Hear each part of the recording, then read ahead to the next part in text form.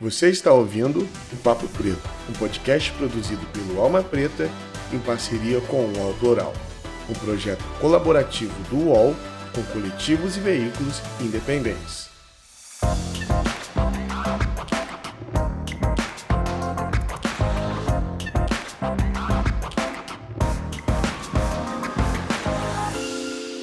Bem-vindos, ouvintes, a mais um episódio do Papo Preto, podcast produzido pela Alma Preta Jornalismo, uma mídia independente que conta com seu apoio para continuar existindo.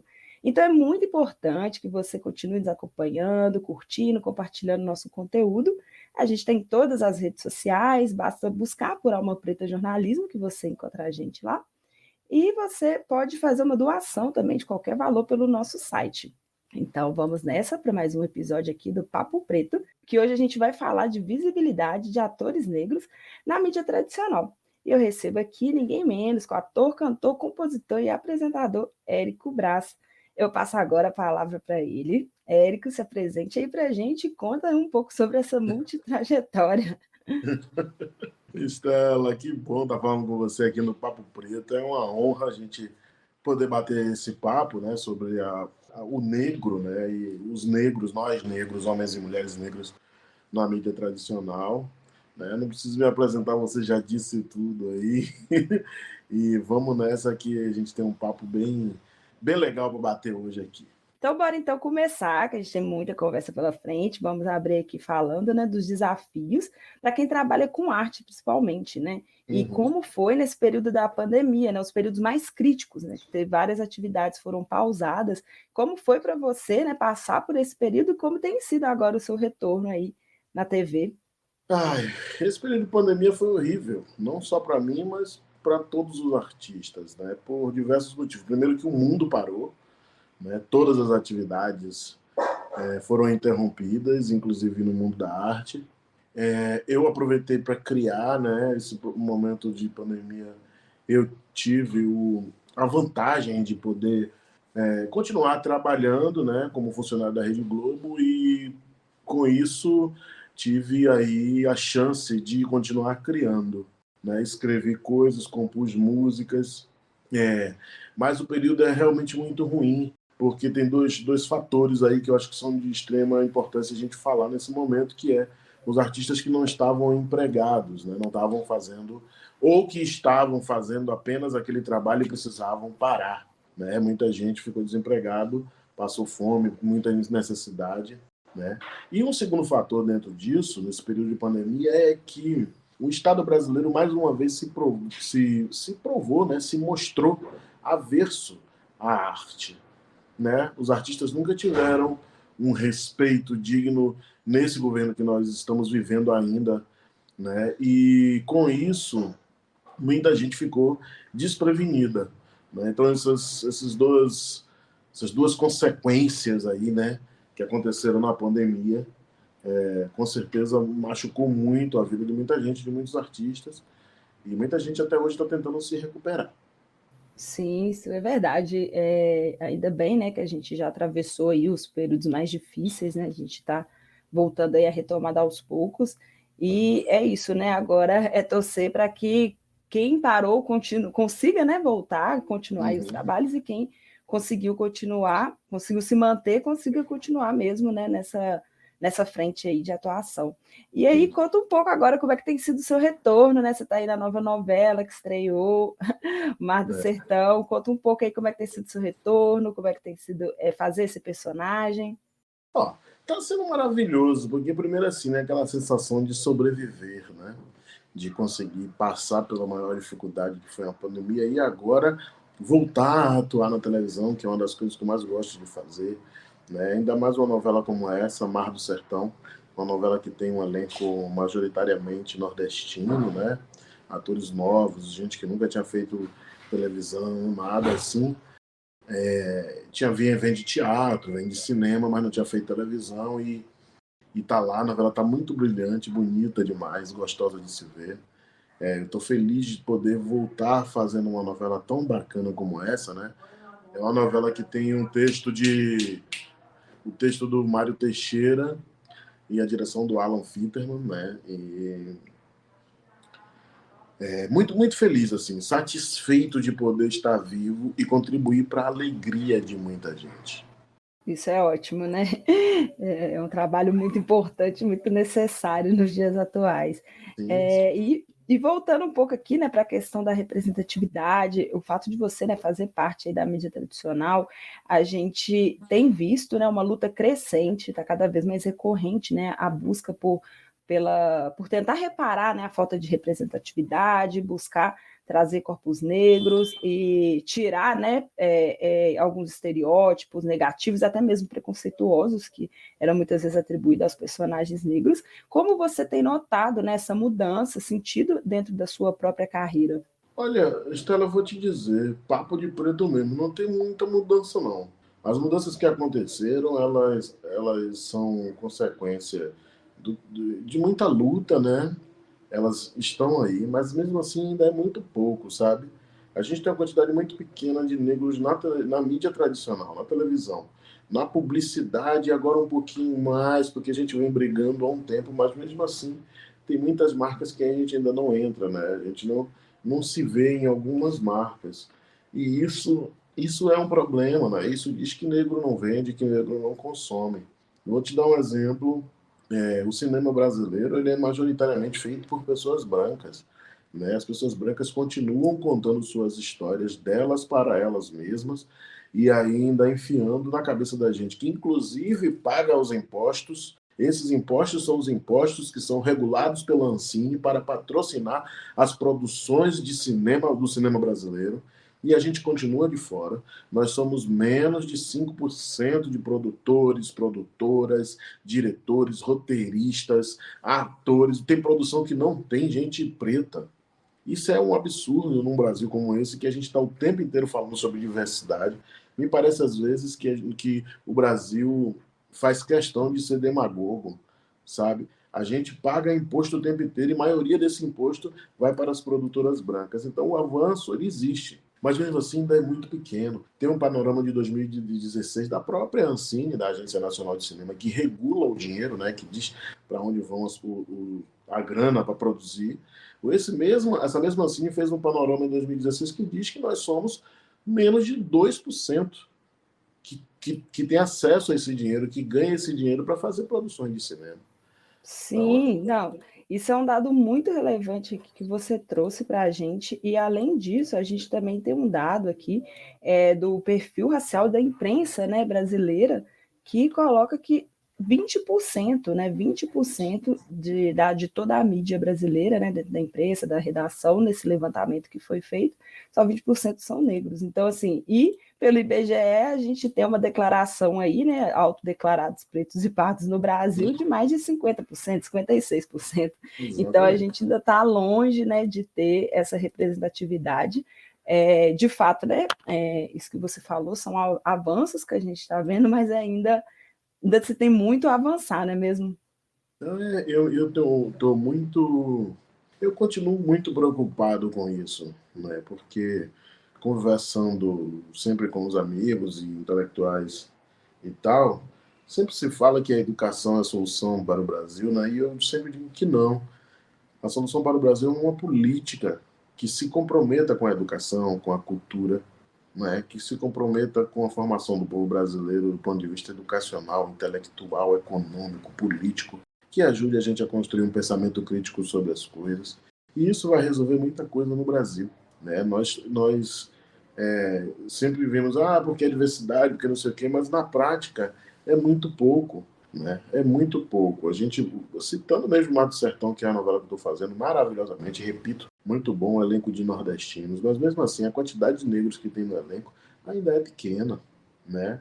E nos Nos outros, bastidores, como é que nos tá? bastidores a gente sempre vai ter, a gente vai ter, isso é histórico. Uhum. Mas eu estou falando da frente das câmeras, é onde a gente conta a história, né? Claro que as pessoas que estão atrás das câmeras, elas são de extrema importância. Sem elas, a gente não consegue trabalhar.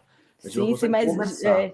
com certeza, né? Mas o fato também de a gente conseguir ver, né, essas pessoas, porque a gente está falando, e principalmente dentro do mercado do audiovisual, quem está ali, né, operando câmeras, a gente já até trouxe aqui em algum outro papo nosso sobre essa questão de que a população preta também é excluída de alguns lugares, principalmente quando se trata de trabalhos que exigem algum tipo de investimento, né? Então, assim, a gente ocupar também alguns espaços já é um avanço, né? É de extrema necessidade, olha só. E aí a gente falando de mídia, a gente vai falar de que a gente precisa de realmente diretores pretos, autores negros, para que a gente possa ser contado, né, na frente das câmeras. Sim, extremamente importante, e quem sabe, né, a gente chega nesse momento, né, que a gente possa se ver representado e não ser casos de exceções, né, que a gente hoje ainda lida com as exceções, né, a gente pega um caso ali, outro aqui, e Muito. E, inclusive, pegando o gancho nisso, Érico, para a gente pensar nessa questão, né, que muitas vezes acomete, independente da posição social, né, que a pessoa preta ocupa, a gente tem visto um crescente, não crescente, né, mas porque nunca deixou de existir, mas no meio, né, artístico, aqui com o caso mais recente que tomou dimensões, né, foi com a filha do Bruno Gagliasso, com a Giovanna Eubank, sobre casos de racismo que acontecem independente da classe social ou da posição que os corpos negros ocupam, né? Como é que você vê também essa realidade? A gente está aqui falando, né, dessa importância de se pensar na mudança, né, estrutural, até mesmo para a gente se ver, mas inclusive dessa mudança de pensamento da própria população, que muitas vezes acredita que o preconceito ele está ou contra pobre, ou está acontecendo ali nas camadas, ou de forma que não são reveladas, e a gente vai vendo que não é bem assim que acontece, e esses casos vêm só para provar isso, e mais uma vez a gente precisa ficar batendo nessa tecla, repetindo isso. Para ser discriminado racialmente, basta ser preto. Basta ser negro. Em qualquer lugar do mundo, o racismo ele é um sistema. Ele é um sistema criado pelos brancos, e a gente conhece muito bem, né? Que tem aí como objetivo inferiorizar, deixar a gente menor. Bastou ser preto para ser discriminado. O que aconteceu com aquelas crianças, com essas crianças, acontece todo dia com diversas crianças no Brasil inteiro, né? Em toda a capital, qualquer lugar que você for que tem criança preta, as crianças são discriminadas tanto quanto aquelas crianças foram. Agora, a diferença é que elas são de uma outra classe social, né? Os pais delas são de outra classe social, têm uma voz que tem poder, e eles usam isso a favor do povo preto, né? E é, inclusive, um exemplo para outros brancos que deviam tomar a frente da batalha também e se colocar na frente do fuzil, né? Dizer assim, não atire não, já que vocês querem atirar, atirem nos brancos primeiro, né? Isso é o que aconteceu, eles foram metralhados pela atitude, mas uma mulher, como eles mesmos falam, uma mulher negra não teria a mesma repercussão, a mesma força, né? O racismo ele tem esse braço de diminuição até no gênero, né? Uma mulher negra está no último lugar da pirâmide segundo o próprio racismo, né? E isso é uma estrutura. Como destruir essa estrutura? Eu vou te dizer uma coisa. O racismo ele é muito ligado com o capitalismo. O capitalismo e o racismo eles são irmãos, um é braço do outro. Junto com eles a globalização e outros são, né? Porque eles são sistemas de dominação. O capital domina o mundo, o cristianismo domina o mundo, né? Então são braços que de certa forma, em algum momento da história foi racista e continua sendo. Eu às vezes falo, claro que todos nós temos direito de seguirmos o que quisermos, mas eu não me vejo, por exemplo, cristão. Por quê? Porque pela história do Brasil verdadeira, e até a mentirosa que contam nos livros, se a gente prestar bastante atenção, a gente vai ver que a igreja, o catolicismo, inclusive, que é um braço do cristianismo, é um dos responsáveis pelo grande processo de escravidão no Brasil, né? O Brasil, a família brasileira é a família cristã. Então, não me vejo nesse lugar. Então, quando eu digo que bastou você ser negro no Brasil para você ser discriminado racialmente, eu estou querendo dizer que existe um sistema que existe um plano de extermínio desse povo, que basta você fazer parte da paleta de cor que você vai sofrer. Então, o caso desses meninos é um caso que acontece todo dia, como eu já falei, mas os pais deles têm voz e todo mundo vai ouvir. Sim, e você tocou num ponto muito importante, né, sobre essa questão dessa visão cristã, inclusive o que a gente tem passado e tem visto, né, nesse último governo, que é usar dessa faixa, né, de cristão, cidadão de bem, para justificar algumas barbáries e até mesmo colocar esse valor num outro patamar, porque quem é cristão de verdade ou tem, né, leva ali essa crença no coração, não concorda muitas vezes com a forma que é colocado, né? E aí, o quão é importante, né, a gente entender isso, inclusive pensando que em ano de política, quão perigoso é, né, colocar nome de Deus, incluir religiões dentro da política. Mas isso acontece, né? É aquilo que eu falei no início, cada um tem direito de ser o que quiser, de seguir o que quiser, né? E cada um usa da forma que acha melhor, né? Inclusive quando se trata de religiosidade do cristianismo, inclusive tem muita gente séria, muita gente que é cristão e segue todos os dogmas ali, tal da igreja, tudo que eles professam, né? Mas tem gente que não, e a gente está vendo isso, como você mesmo disse, na política brasileira. Na política brasileira, o cristianismo, sempre, a fé, na verdade, sempre foi uma. E quando eu falo da fé, estou falando exatamente do cristianismo, para ficar bem claro, sempre foi usado como moeda de troca, né? O voto pelo conforto, pela libertação, pelo terreno no céu. E a gente tem um histórico aí muito grande, né? Sim, sim, um histórico grande, inclusive, né, de naturalizar esse tipo de conduta, né, quando é usado aí essa fé cristã, o cristianismo que acabou, né, sendo a religião com maior destaque, maior número de seguidores, mas quando se é colocado, ou até mesmo, né, citado alguns termos e práticas de outras religiões, principalmente de matriz africana, a conduta é outra, né? Há uma discriminação muito pesada, inclusive de falar, não se deve colocar isso, tipo, se você quer ser, seja, porque é isso, né? As pessoas dizem que a gente também respeita, quer que as pessoas sigam, mas o que é aceitável, né? Quais são os símbolos que estão nas instituições, né? Acaba de novo sendo Isso, mais um dos reflexos também, né, desse racismo. E isso desdobrando o que eu estava falando um pouco mais, é uma coisa que eu bato na tecla sempre, né? A palavra é equidade. Igualdade é uma coisa, igualdade é algo universal, né? Diz que todos nós temos direitos e deveres. Mas a equidade, ela vem como uma forma, ela tem como um dos principais objetivos a reparação, né? De acordo com o que você tem passado. O equilíbrio ele não pode ser só porque são dois homens, não levar em conta a história de cada um. Tem que se levar em conta. E a equidade dentro desse campo que a gente está falando, da questão do racismo diário que a gente passa, né? Isso é bem delicado. Por quê? Porque existe aí, para além dos resquícios do processo de escravidão no Brasil, a gente tem a continuidade disso, que é algo que eu falo sempre, que é o processo de fabricação da morte do povo preto, né? Existe um processo, ele está em constância. O processo não para.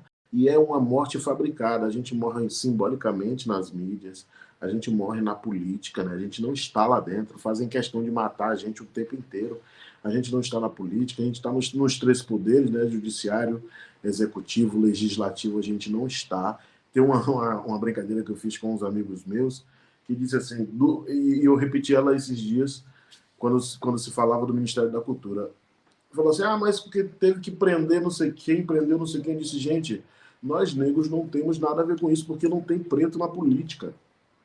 A quantidade de preto que tem lá não faz cócegas de corrupção. Não faz cócegas de corrupção na corrupção que a gente tem no Brasil. A gente não tem preto na política, então isso não é com a gente. E agora o Ministério da Cultura, voltando para a arte, como a gente estava falando antes, o Ministério da Cultura sempre foi de brancos. Né? Os brancos, se teve alguma corrupção no passado, se alguém enriqueceu com dinheiro público através da arte, foram os brancos produtores brasileiros. Eles que fizeram os filmes dos anos 80, dos anos 90, do início dos anos 2000, eles que fizeram. Até mesmo quando, e principalmente quando a gente também era tema, né? A gente sendo usado como Eles que tema e fizeram. como base. Eu estava vendo agora que Cidade de Deus é o segundo filme mais assistido de todos os tempos no mundo, né? Mas a produção é branca, a direção é branca, a história é de pessoas pretas, com pessoas pretas contando, mas quem levou os grandes louros foram os brancos.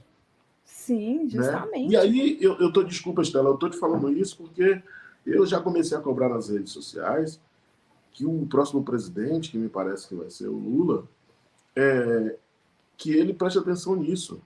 Porque nós somos mais de 50% da população, nós contribuímos para o produto interno bruto desse país.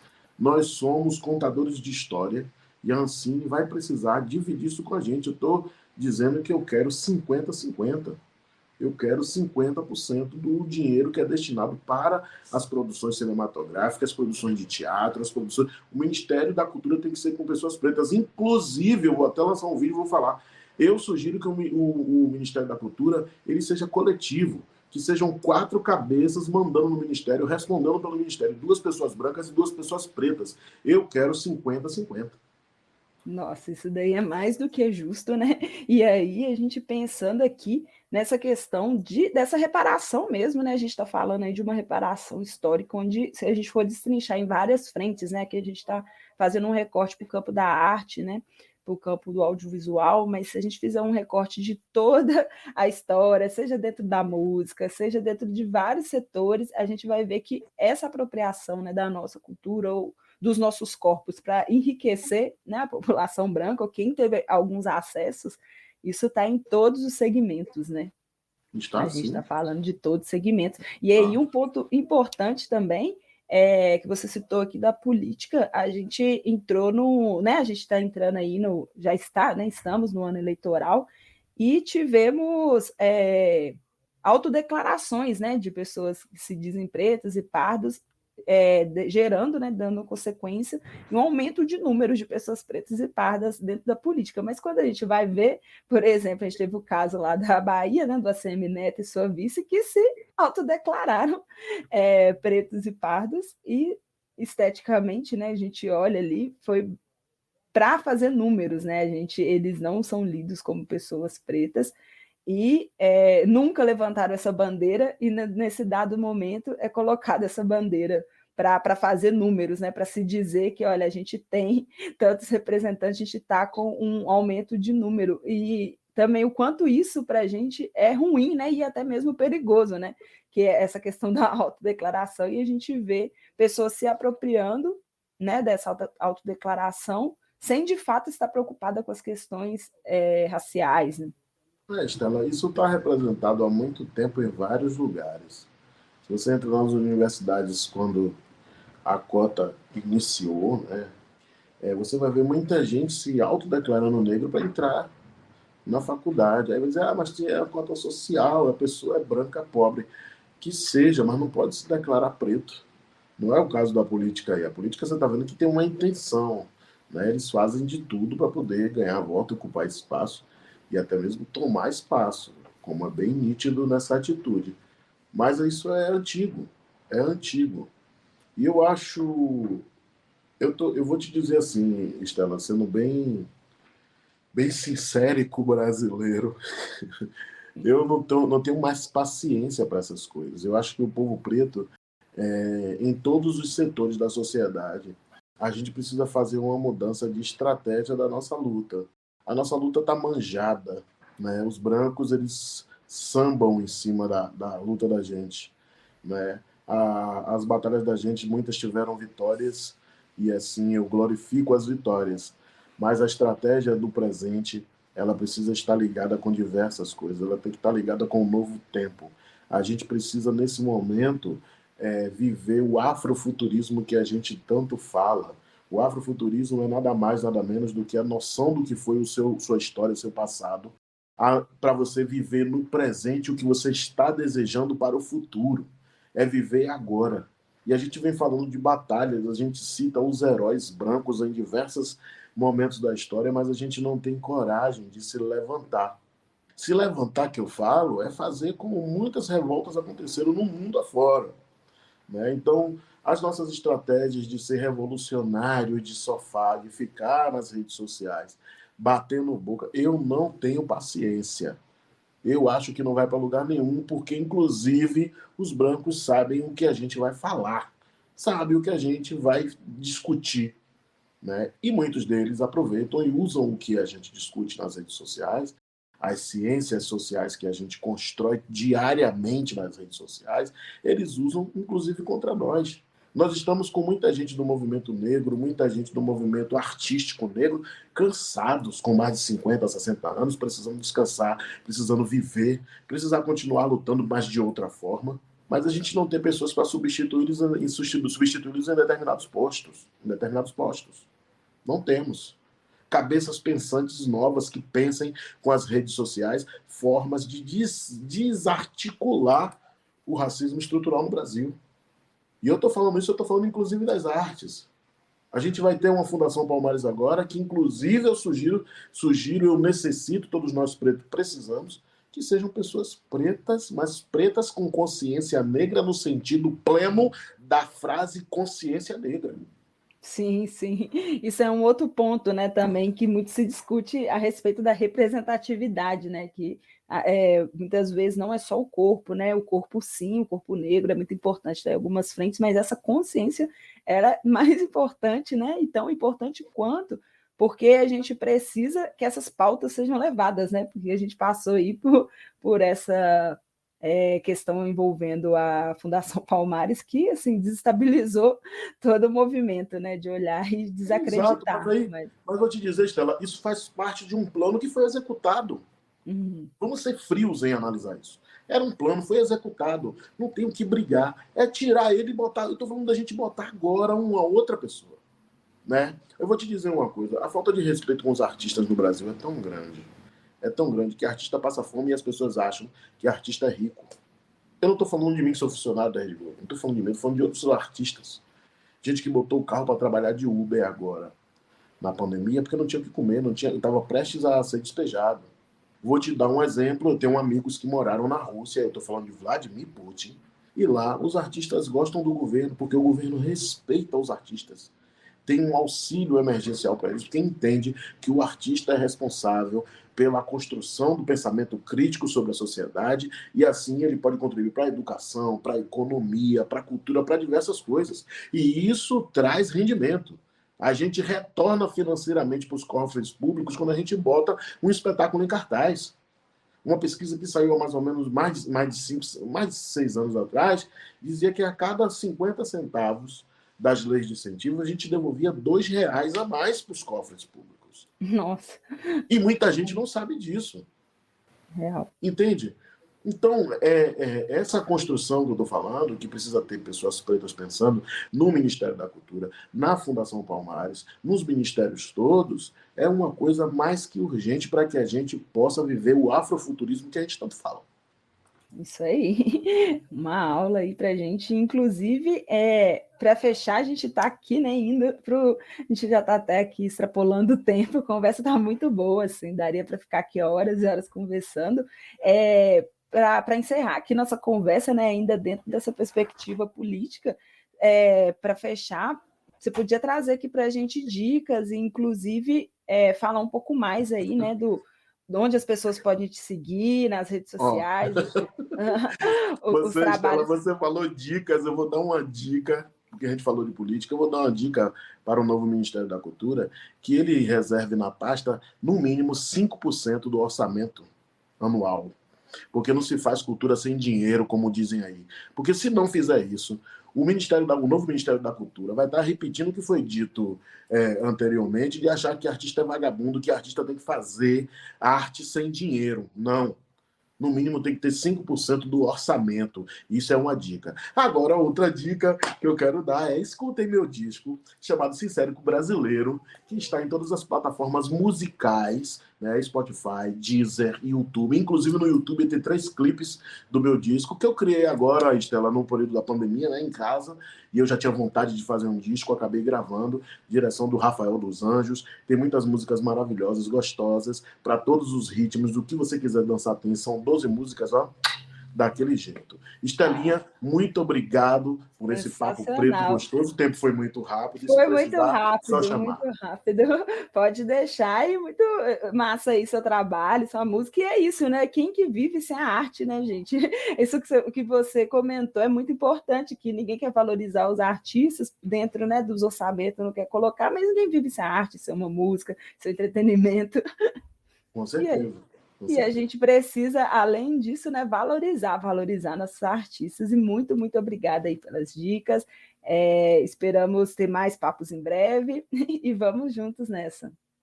Na busca por um mundo melhor, pelo afrofuturismo. O mundo melhor começando pelo Brasil, por favor, hein?